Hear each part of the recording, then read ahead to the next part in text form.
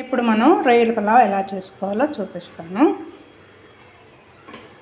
ఇదండి, 1/2 కిలో రొయ్యలు శుభ్రంగా కడిగి కొంచెం ఉప్పు పసుపు వేసి కొంచెం ఉడికించేసి ఆ నీళ్ళు వంపేసి పెట్టిన రొయ్యలు ఇవి. ఓకే, తర్వాత ఈ గ్లాస్తో గ్లాసున్నర, 1 గ్లాసు ఇంకా 1/2 గ్లాసు బాస్మతి బియ్యం అండి, కడిగి నానబెట్టి పెట్టాను. గ్లాసున్నరకి 1 గ్లాసు ఎసరు పోసాను. ఇంకా 2 గ్లాసులు ఎసరు పోసాను. 1/2 గ్లాసుకి కొంచెం తగ్గించి నీళ్లు పోసా. 2 గ్లాసుల మీద 2 గ్లాసులు ఎసరు పోసి ఇదిగో ఇక్కడ వరకే నీళ్లు పోసాను. ఓకే, ఇప్పుడు దీనికి కావాల్సినవి ఇదండి, 1 నిమ్మకాయ, 2 పచ్చిమిరపకాయలు, 1 పెద్ద టమాటో, కొత్తిమీర, పుదీనా, పెద్దుల్లిపాయ. ఈ నిమ్మకాయ పక్కన పెట్టి ఈ మొత్తం మిక్స్ చేస్తానండి.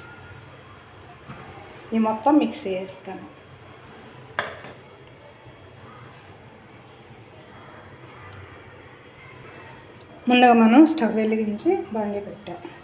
తర్వాత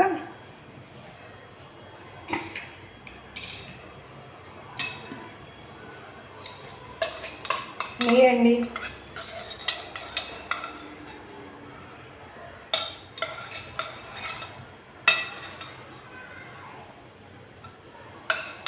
ఆయిల్ ఎక్కువ యూజ్ చేయకుండా నెయ్యి వేసుకుంటే సరిపోతుంది. ఒక 3 స్పూన్లు నెయ్యి వేసాను అంతే.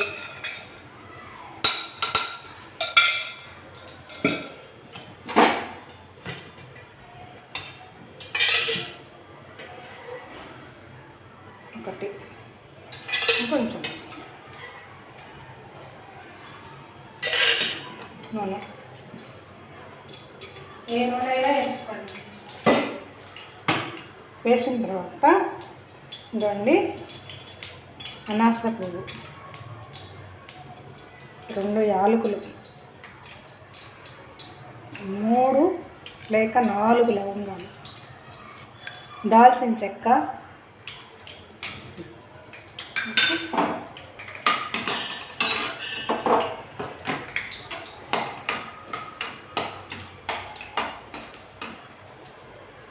ఇప్పుడు మనం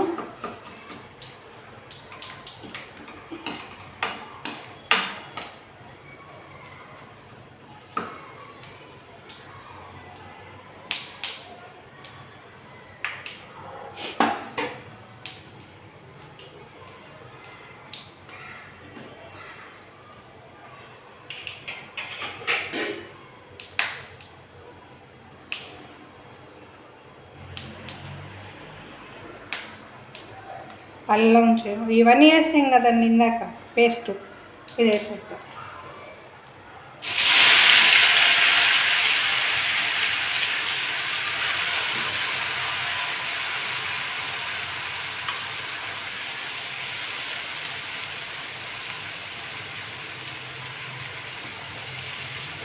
కొత్తిమీర, పుదీనా, పచ్చిమిర్చి, ఉల్లిపాయ, పెద్దల్లిపాయ అన్నీ వేసి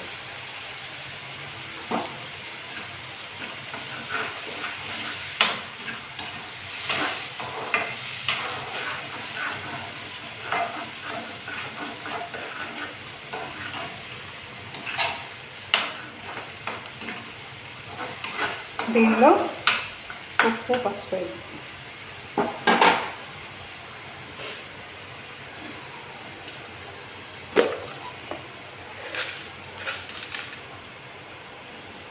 కొంచెం వేసుకున్నాను, మళ్ళీ వేసుకున్నాను.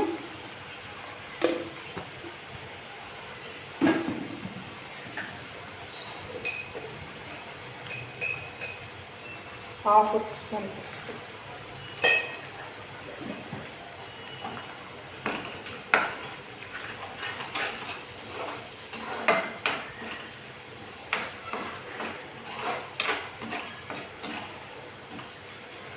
టమాటా కూడా వేసాను దీనిలో.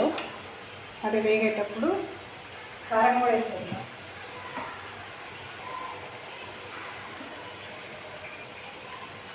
ఇదిగోండి, ఒక స్పూన్ అవుతుందేమో కారం అంతే వేసాను. ఎందుకంటే పచ్చిమిర్చి కారమే మనం ఎండుమిరపకాయలు ఇందాక మసాలాలు అది కారం కనుక కొంచెం తగ్గించే వేసాను.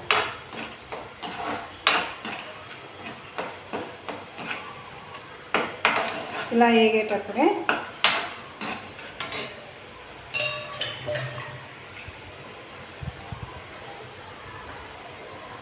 అల్లం చిన్నులపాయ పేస్ట్ అండి.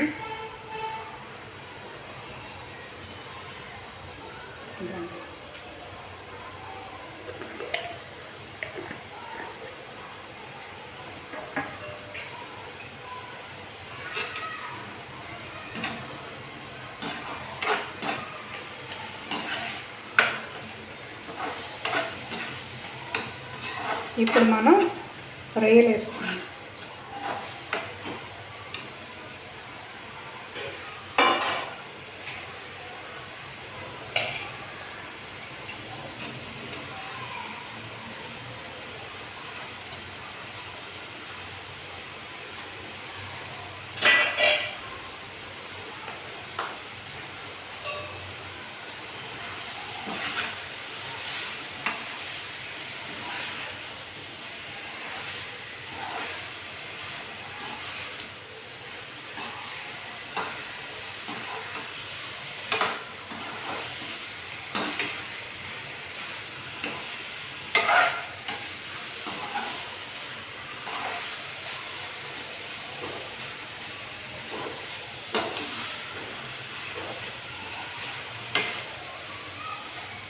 పోసి ఇలా వేసాము కదా, ఈ మగ్గేటప్పుడు కొంచెం వేగింది కదా, వేగినప్పుడు మనం నిమ్మ చెక్క పిండుదామండి.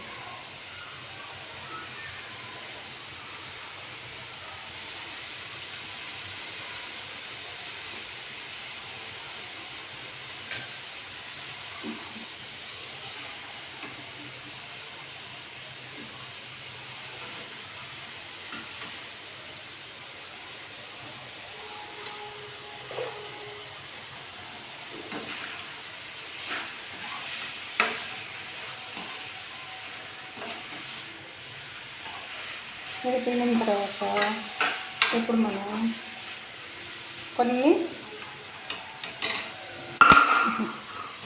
పిండిన తర్వాత ఇప్పుడు పెరుగు పోద్దాం. నీళ్ళు 1 కప్పు పెరుగు,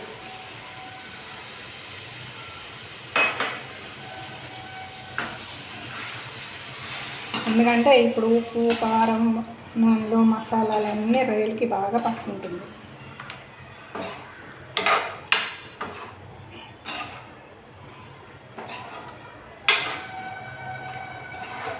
ఇలా బాగా ఉడకాలి.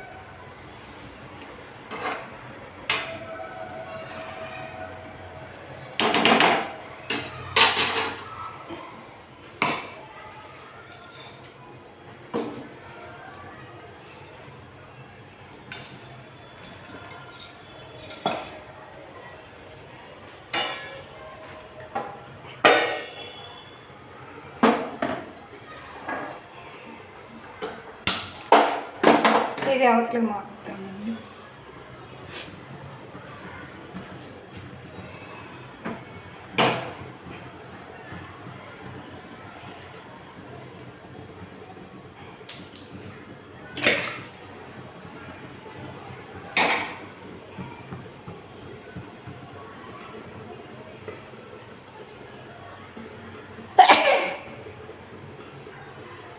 దీనికి మసాలాలు ఇవన్నీ ఏం అవసరం లేదండి. బియ్యం మనకి ఎసరు, ఈ ఎసరు ఈ బియ్యం 2 పోసి పెట్టేయడమే. దీనికి మళ్ళీ మసాలాలు తాలింపులు వగైరా వగైరా ఏం అక్కర్లేదు.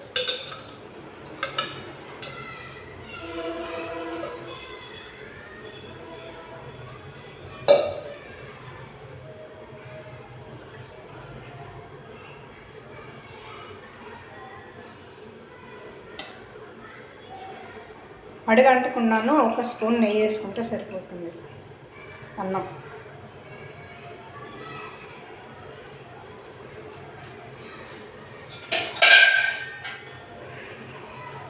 అన్నం మీకు కొంచెం వైట్గా కావాలి, కలర్ఫుల్గా కొంచెం.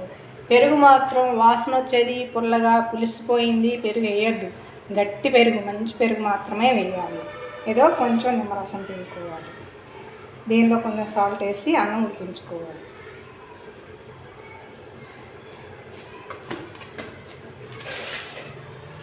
ఇదండి. అంతే. మీకు కావాలంటే వేసుకోండి, నేనైతే తక్కువ వేస్తాను సాల్ట్, మీరు వేసుకోండి.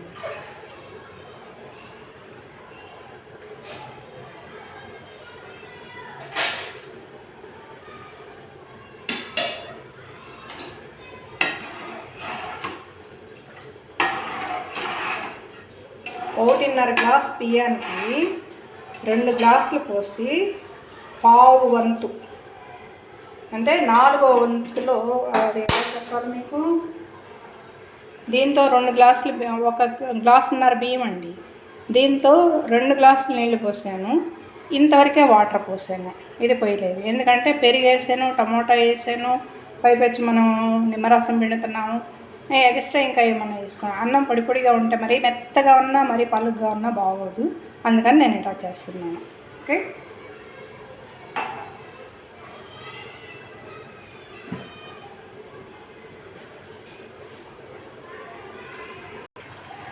ఇప్పుడు మనం కూర దగ్గర పడుతుందండి.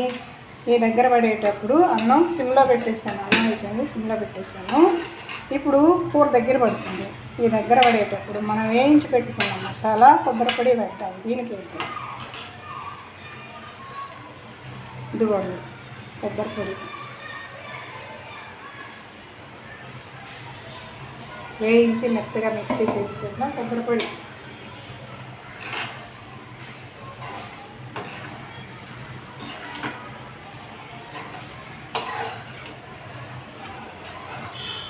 ఓకే.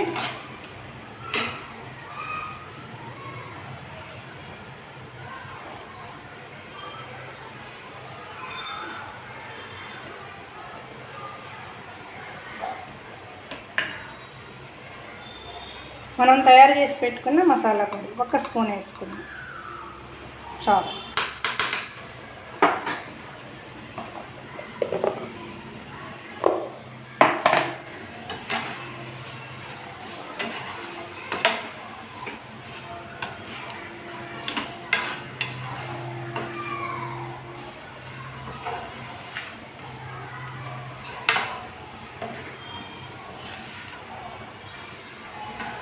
ఓకే, అయిపోయింది. దీన్ని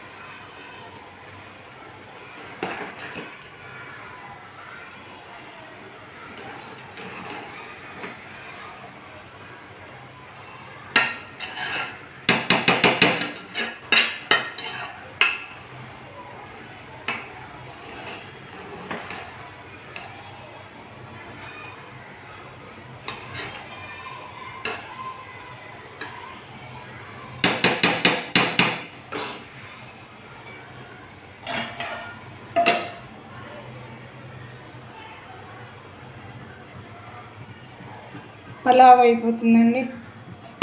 కాసేపు సిమ్లో ఉంచేస్తే చక్కగా పలావ్ రెడీ అవుతుంది.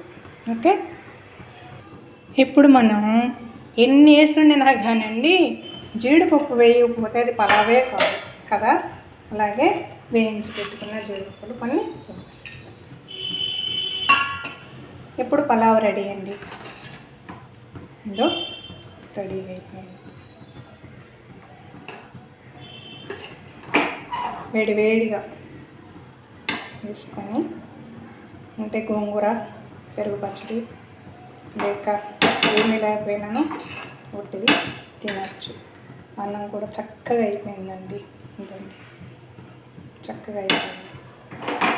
ఓకే, రొయ్యల పలావ్ రెడీ. మనం కొత్త కొత్త మసాలాతో చేసిన రొయ్యల పలావ్ రెడీ. ఓకే.